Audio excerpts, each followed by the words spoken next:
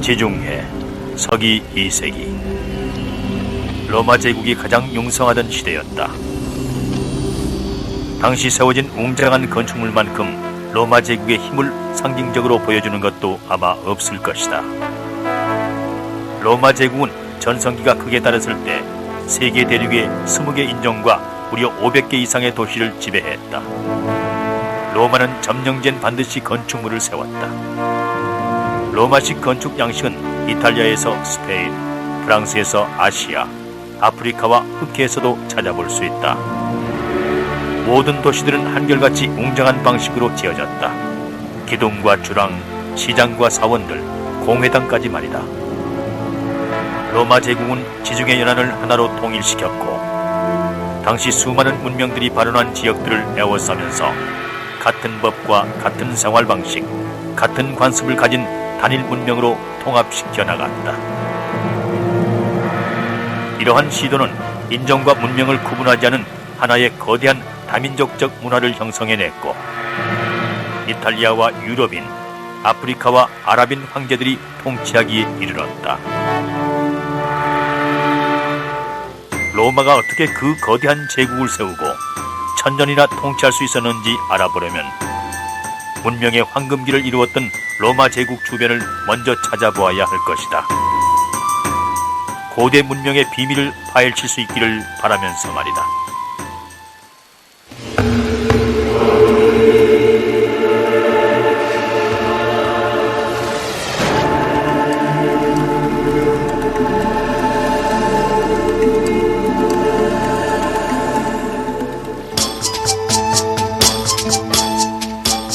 전설에 따르면 로마는 기원전 753년 로물루스가 세웠다고 한다.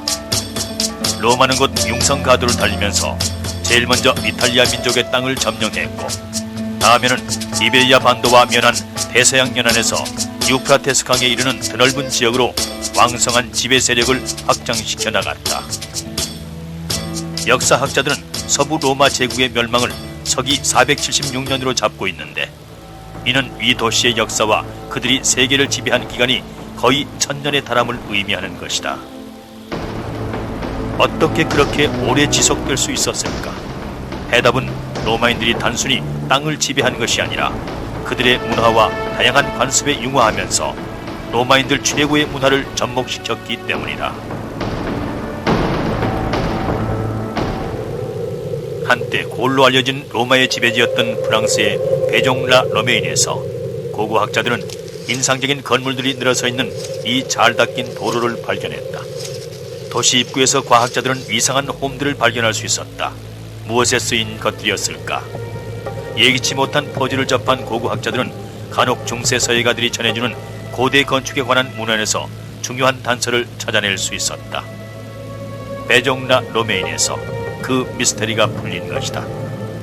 마을 입구의 홈들은 당시 상인들이 물건을 진열하던 나무 테이블을 지탱하던 것들이었다. 길 양쪽을 따라 테이블을 놓고 상인들은 자신들의 상품을 최대한 잘 보이게 진열함으로써 더 큰 이익을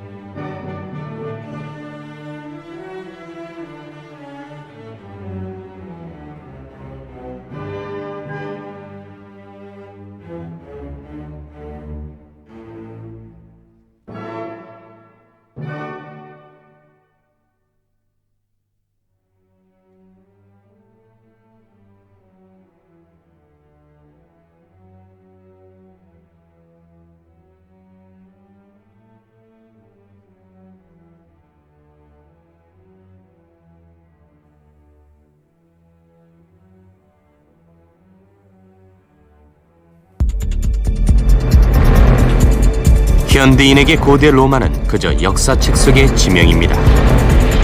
우리가 살아가는 21세기와는 정말 모든 게 다른 시대로 느껴지죠. 하지만 정말 그럴까요? 2000년 전 로마는 세계의 중심이었습니다. 그리고 600년간 세계의 수도로 군림했죠. 활기찬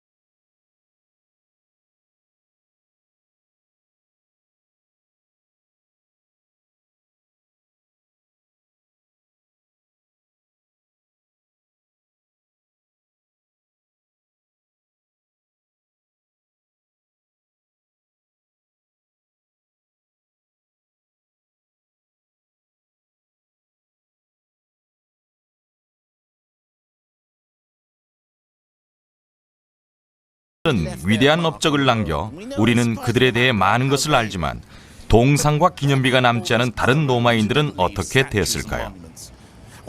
역사에 이름이 없는 수많은 이들은 어떻게 된 것일까요? 로마 시민 대부분은 모자이크 바닥이 있는 대리석 빌라에서 살지 않았습니다. 단지 그런 것만이 지금까지 남아있는 것입니다. 대부분의 로마인들의 삶은 기록되어 있지 않은데 바로 그들의 삶이 로마에 숨겨진 역사죠.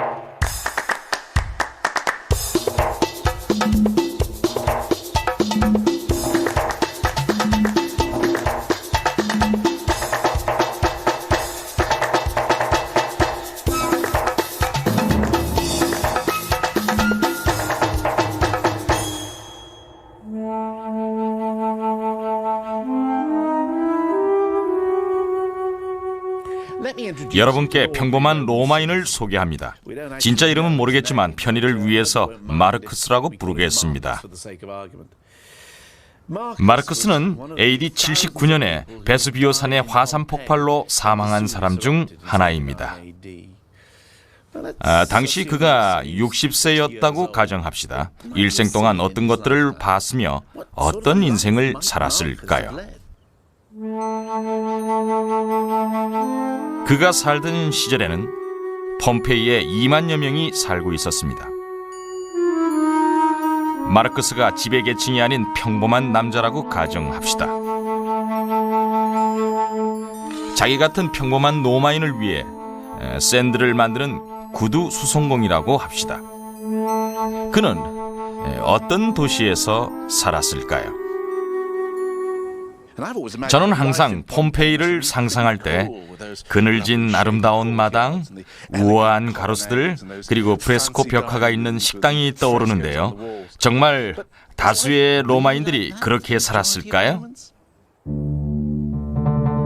가게에서 동항아리를 분실했습니다. 같은 것을 찾아오면 65세스터 시스를 드리고 도둑까지 찾으면 84세스터 시스를 드리겠습니다. 항아리를 훔친 사람은 프레스코 벽화가 있는 식당이나 그늘진 가로수에서 철학을 논하지 않았겠죠? 로마 사회는 빈부격차가 매우 컸습니다. 하지만 항상 그랬던 건 아닐 겁니다.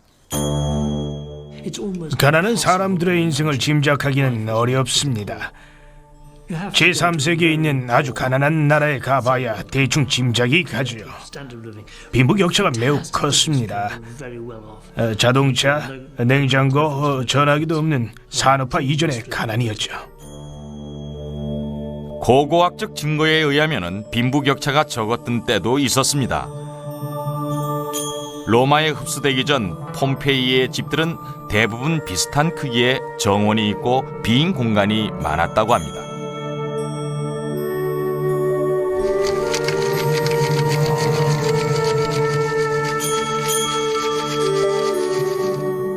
그러나 1세기에 로마와 통합되면서 폼페이 사회는 완전히 바뀌었는데 현재 폼페이 영미 프로젝트에서 그 변화의 증거들을 모으고 있습니다.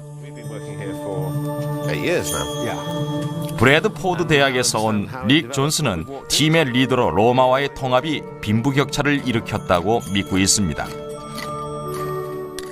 로마인들이 도시를 점령하자 세 개의 집이 한 개의 집으로 합쳐지고 그리고 이쪽과 저 유지하고 있었습니다. 마르크스가 도착하면 여기부터 오죠. 예, 그리고 이것을 찾게 되는 거죠. 그리고 중간에 만일 마르크스가 헤르쿨라네움에 일을 하러 왔다면 여기부터 왔을 것입니다. 로마인들이 자랑스러워한 건 따로 있습니다. 쓸모없는 피라미드나 그리스인들의 예술품들을 꼭 필요한 이 시설과 비교를 해보십시오.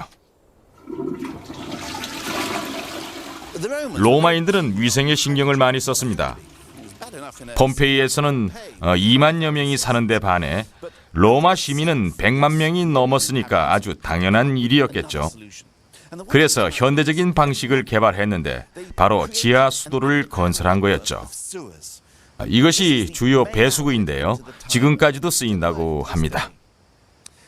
100만 명이 배출하는 배설물만 해도 하루에 7만 킬로그램이나 된다고 합니다. 2분마다 제 무게만큼의 배설물이 쏟아진 셈이죠. 어쩐지 거리의 하수구들이 마차를 끌 정도로 크더군요. 하지만 작은 마을들에서도 위생을 중요시했습니다. 이곳 폼페이에서도 실내 화장실이 많았던 것 같은데 이렇게 정화조나 하수구로 연결된 파이프들이 많습니다. 아마 위쪽에는 화장실과 연결됐을 겁니다. 에서 60명의 노예들이 있었습니다. 그들은 이태리로 팔려온 후 노예 시장에 팔려 주인이 사야 했는데 이는 집안 노예나 가정교사나 무희 같은 교육받은 노예를 제외하고 측정한 그런 수치입니다.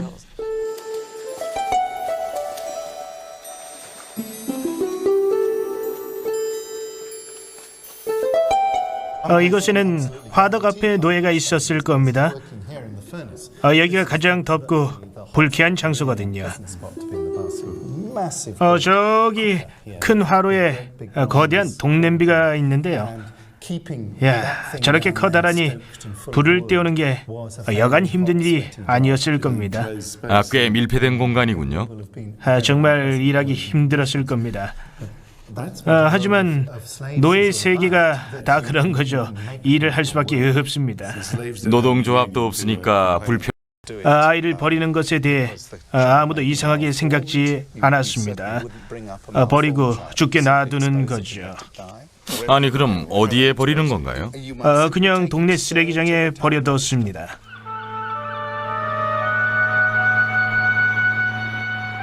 지중해를 거느리고 수로와 원형극장을 지었던 로마인들이 필요 없는 아이들을 쓰레기통에 버렸습니다.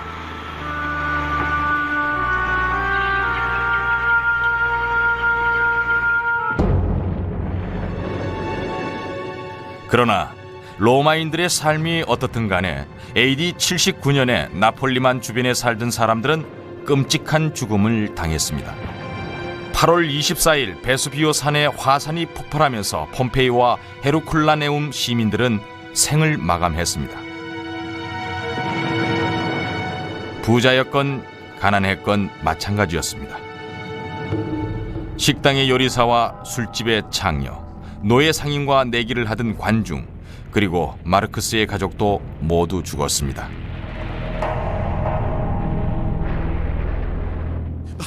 로마 제국의 환상적인 이야기, 군사 행동과 제국의 승리 뒤에 또 다른 얘기가 있습니다.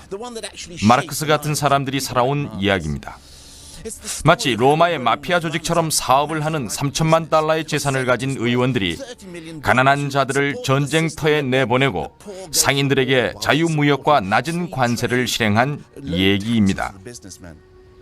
한 사회에서 귀족들이 부를 자랑하는 동안 빈곤층은 불평등에 기반을 둔 사회에서 더욱더 힘들게 살아가고 대다수가 절대 누릴 수 없는 고난을 즐기던 호화롭기 그지없는 소수 지배자들의 사치와 빵과 서커스로 로마인들의 승락을 얻어낸 얘기입니다.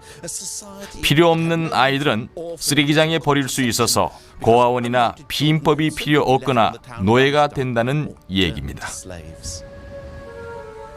마르크스와 비슷한 삶을 살다간 결코 주목받지 못한 수백만 명의 숨겨진 역사에 대한 이야기입니다.